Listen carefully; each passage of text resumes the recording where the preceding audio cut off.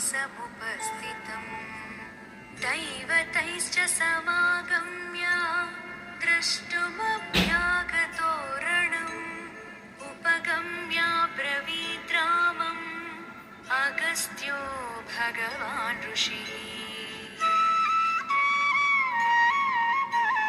राम राम महाबाहो शृणु गुह्यं सनातनम् येन सर्वा नरीन् वत्स समरे विजयिष्यसि।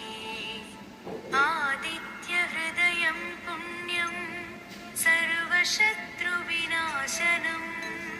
जयावहं जपे नित्यम् अक्षयं परमं शुभम्।